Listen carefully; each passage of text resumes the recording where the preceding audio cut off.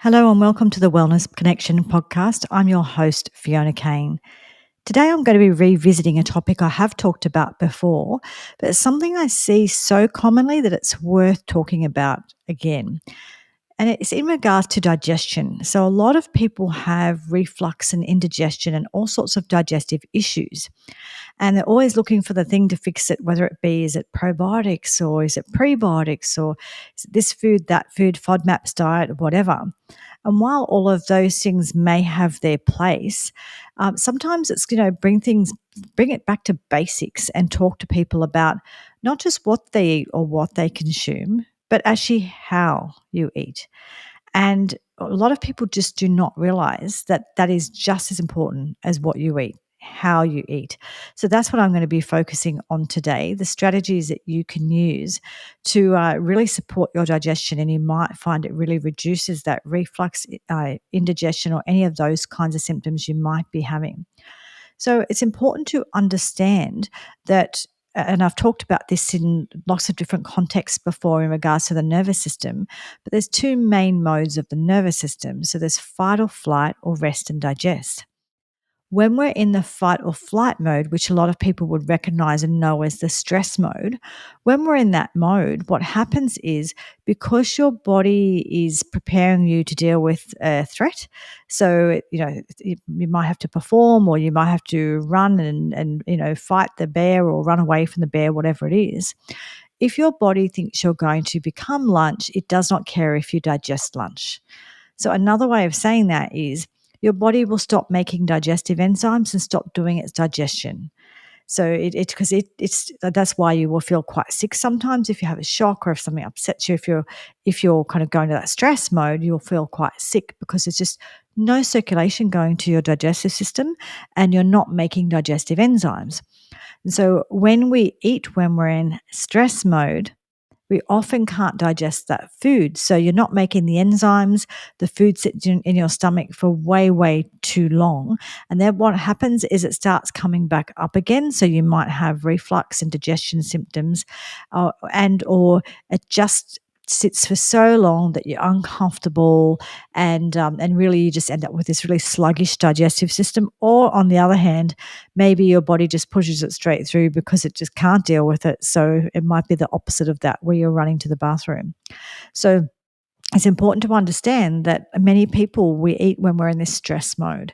And the problem is that in our modern society is that stress mode is really, really easy and common to be in because we rush. Our lives are so busy and we're often eating on the run, in the car, whatever it is. And so we're eating when we're in this stress mode where we should be in rest and digest mode. So when we're in rest and digest mode, so I think did I say before it was fight or flight mode? The stress mode is fight or flight mode. Hopefully I said that. Sorry, I'm really tired. So I don't now I kind of remember exactly what I said. But the mode I was just talking about where you're not making digestive enzymes, that is fight or flight mode. And fight or flight mode is when your body is preparing you to fight or perform or whatever, and you're not making the digestive enzymes and digesting properly when you're in fight or flight mode. To eat a meal and to be able to digest it well, we need to be in rest and digest mode. And when you're in rest and digest mode, sort of the name gives it away. But when you're in that mode, you're getting circulation to your digestive system. You can make digestive enzymes, so you can break the food down fairly, simply and easily in the stomach, so it doesn't sit there for too long. And what you can also do is you can use those nutrients, absorb those nutrients, use those calories, use the food the way you're meant to. So when you eat, when you're in rest and digest mode, you can do all of those things. But when you eat, when you're in fight or flight mode, you cannot do those things or you do them very poorly, right? So it's important to understand that we do need to eat when we're in rest and digest mode. And an example I've used before, my mentor sort of taught me this is and he's from it's Mark from the Psychology of Eating Institute. What's his? I'm sorry. I'm just probably a bit too tired to be recording this, but anyway, he's the person who told me about this story. So he was working with a client, and that client was a GP, and the GP used to eat Maccas for lunch every day. And he would get in the car, drive to Macca's, eat the Macca's, in the car on the way back to see his next patient. And he was getting really, really bad indigestion or reflux. And he said, "Oh, I don't want to stop eating the Macca's. It's too convenient. Just sort of, but I want you to help me fix this." And so my mentor said to him, it's Mark David from the Psychology Institute of Eating in Colorado. Anyway, he said, "All right, what I want you to do then, don't change what you're eating, fine, but what I want you to do is stop in the car park for 10 minutes at Macca's and just eat slowly. So just focus on your food, eat slowly, give yourself 10 minutes to eat the food and digest the food before you go back to work." So he started doing that and his digestion issues resolved straight away. And so, even though I'd like to, in some ways as a nutritionist, I'd like to say, no, it's about the food. And I'm not saying it's never about the food. The food obviously can have a really big effect on our health, and it does. Just because it didn't give you indigestion doesn't mean it wasn't having other effects. However, just from as a example of how powerful the way you eat is, even just by spending that 10 minutes in the car rather than sitting in the car park rather than in the traffic, that was enough for his body to calm down enough to sort of eat that food and digest that food.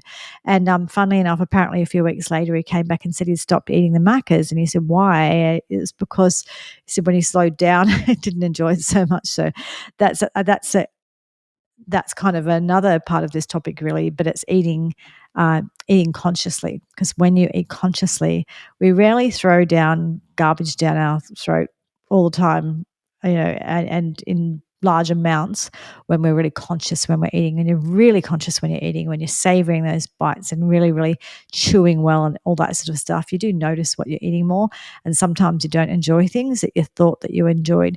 We think we enjoy something because it's sort of the mouthfeel, that taste that we enjoy for a moment, and we don't always associate it with how we feel later. But often when we slow down, you don't enjoy it as much as you thought you did, and we often stop having that food, having that thing. So what we do know is when we look at places that are called blue zones, which is the places in the world where people have longevity, they live to in their hundreds, and they don't have things like dementia and all those kinds of things. There's lots of different factors, and I've talked about them on this podcast quite a few times, so I'm not going to go over all of them today. But one of those factors is that they usually eat slowly. They usually eat intentionally. So these are places where they, in the middle of the day, a lot of them are in parts of Europe. So it might be places where they kind of have that siesta time throughout the middle of the day where, they, in the hottest part of the day, the family all gets together. They cook, they make fresh, healthy meal that they, so it's the slow eating thing, right? And so it's all fresh, it's locally grown, and stuff that they've been growing for centuries in that area, all of that sort of stuff. It's not Uber Eats. It's not stuff that's come in from flown around from across the other side of the world and been in refrigeration for 5 years. It's none of that. It's actually just real food, and they eat slowly, and they connect. They spend time with family or friends. And so that's a kind of a common theme with people who have longevity, is that one of the things is they eat real food. They eat as a real local, kind of the same diet that they've had for centuries, for that person, that tribe or that village or whoever they are in that place, and also they usually eat in a relaxed, calm way.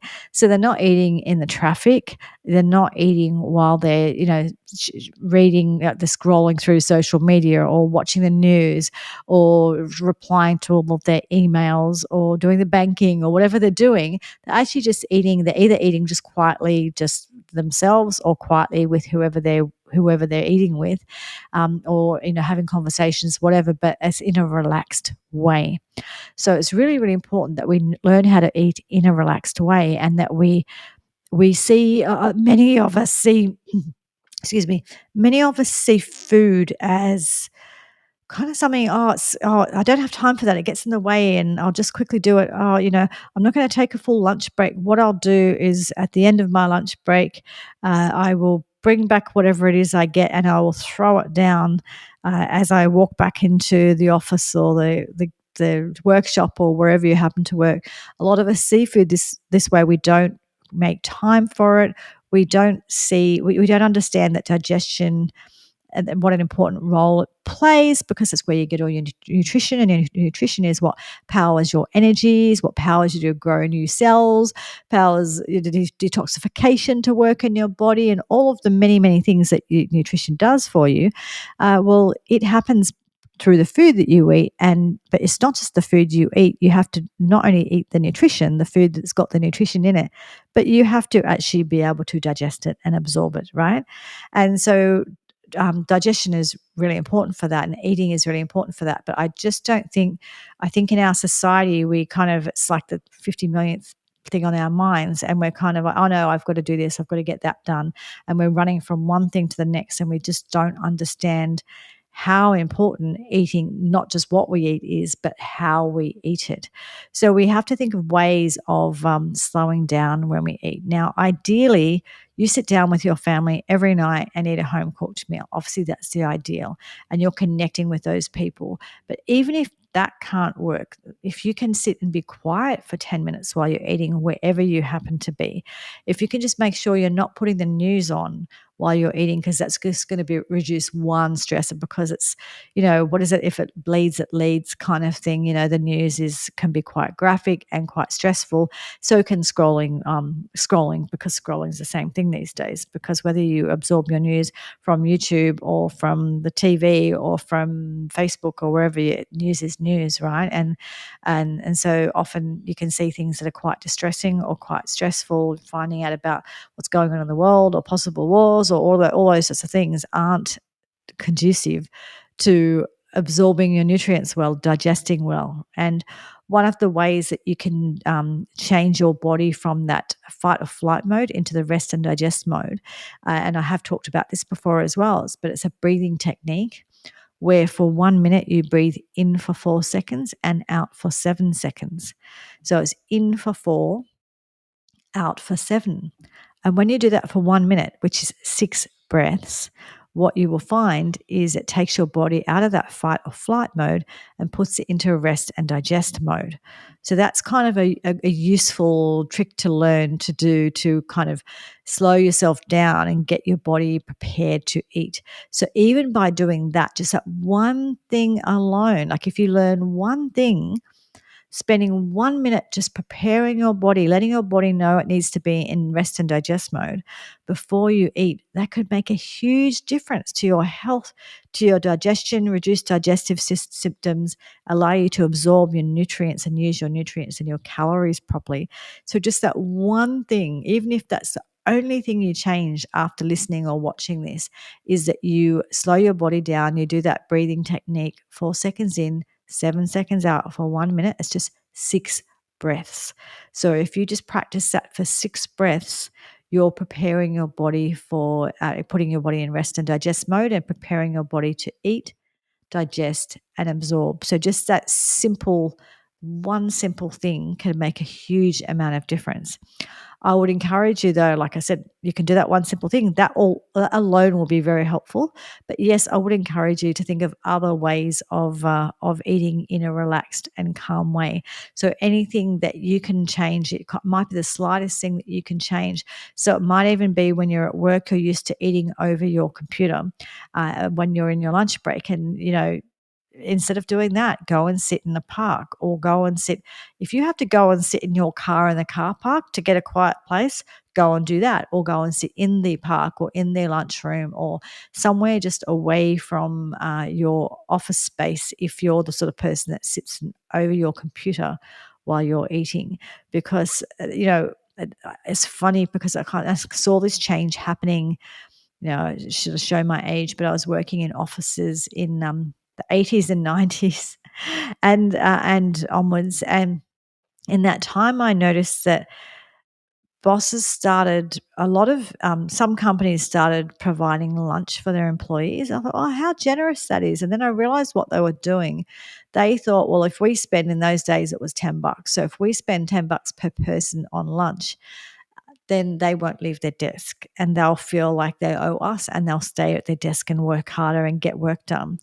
And, I think that ultimately when they kind of did look at it and measure that over time, I think they realized that it was a false economy in that people might have stayed at their desk and you might have thought they got through more work, but it actually wore them out faster. And people got tired and they didn't have a break and they didn't clear their mind and, all of the things. And probably also they weren't digesting very well. So a combination of all of those things, I think probably meant that people's physical and mental health probably was less, and so therefore their performance in the beginning, their performance might have been more, but I suspect, I don't have the evidence of this, I just remember hearing about it at the time, so I haven't looked this up, but I suspect over time the benefit would have waned, and over time they would have found that those people, their performance would have reduced because they're just not getting any kind of a physical or mental break or slowing down enough to let their body know that they can digest their food. It's really important to be able to rest and digest. So, that's a false economy, but I've noticed that a lot of workplaces do that these days, and a lot of my clients tell me that their bosses expect them to stay at the desk. And if you do stay at your desk, I would advise that you stay at your desk, but you move away from your computer and you sit and eat. Or if you're in a desk where you've got the public coming in, whatever, then you can't do that. You need to actually get away from that desk so that you can have some quiet time and eat your food. So it's really important that we understand that. And I have seen this with my clients so many times that as soon as they start eating in a really calm way, their digestion gets much better. They have a lot less symptoms, and then, like I said, they might start more because you're slowing down when you eat. You're more conscious when you eat, and when you're more conscious when you eat, you notice what you're doing. So when we eat consciously versus unconsciously, like that doctor in the car on the way back to the surgery, that was eating unconsciously, right? You're eating unconsciously, and essentially what you're doing is it's just like you're you're not paying attention at all. You're just throwing it down.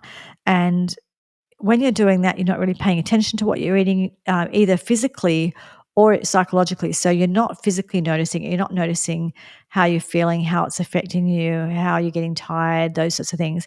But you're also not really clocking it psychologically, I don't know, psychological the word, but mentally, you're not noticing it. You're not noticing what you're eating. So you could very easily misreport what you're eating because you don't really notice what you're eating. Because when we eat in an unconscious way, whether it's like what you eat when you're sitting at the movies and you're unconsciously just eating, or when you're in the car on the way home, or you're sitting at your computer eating that bag of chips or whatever that is, we often don't count those kinds of foods. We don't notice it because we don't clock that we've done it because we didn't do it consciously. When we slow down and we go into that rest and digest mode to eat, we notice what we eat. So we clock it consciously, as in we know that we've done it, we know what we're doing. So that also then comes into our choices and our, it kind of runs across our, you know, the part of our brain, the part of our mind that's making choices about, is this a good idea, or is this what I want to eat, or is this good for me, or whatever those questions that you ask yourself. If you eat unconsciously, you're not asking yourself those questions at all. If you eat consciously, you start to ask yourself some of those questions. And one of those questions I encourage my clients to ask themselves is this nourishing me? So it's not like, is it good or bad, or am I supposed to, or whatever, but it's like, is this nourishing me? And the food that nourishes someone might not be the same thing that nourishes you. So it's not even a question of necessarily good or bad foods, although that sort of matters, but it's a question of, is this nourishing me? And if you're getting really bad indigestion straight after you eat it, maybe not. And you've either got to look at what's going on with the digestive system, why is that happening? Or maybe the food you're eating isn't, like potato chips give me indigestion. And I sort of, the way I see it is, well, that's because they're junk food, right? So I just should do that less, which I do because I don't like having indigestion like that. But I notice it. So when we notice it, we tend to make different choices, or we make a choice, but we we know that we've done it, so we just take responsibility for it. But also when you start really, really noticing your food, how it tastes, whether you feel energized after it or whether you feel sick or whatever it is, you start making different choices. The more conscious you are, then the more you can actually make conscious choices. And so eating unconsciously doesn't help with that. But when you eat in rest and digest, you've got to calm yourself down to a point where you're conscious, and that can be a really good thing to. And not even just from a point of view of eating, but when we do that, that will be 3 times a day that we've calmed our minds down, 3 times a day that we've been a little bit present for a few minutes. So even just from that point of view, without even thinking about digestion, there's a lot of benefits just to that. So I would really like to encourage you to start thinking about how you eat. What you eat matters, but start by thinking about how you eat. Start by actively putting your body into rest and digest mode, and really getting to know what that feels like, and how how different foods make you feel, and being really conscious about the choices you make in regards to food, because you might find that just being present and being in rest and digest mode makes a big difference to your digestive symptoms and how you feel overall. And I'd love to hear back from people as well as what their experiences are, how that makes you feel. You're welcome to, wherever you see this video or hear this podcast, there's all sorts of different places, whether it be on social media or on Buzzsprout or on Spotify or wherever it is, YouTube, to reply and just let me know how these sorts of foods make you feel, or like not just foods, but how it feels when you're more conscious when you're eating, how it feels when you're actively putting your body into rest and digest when you eat.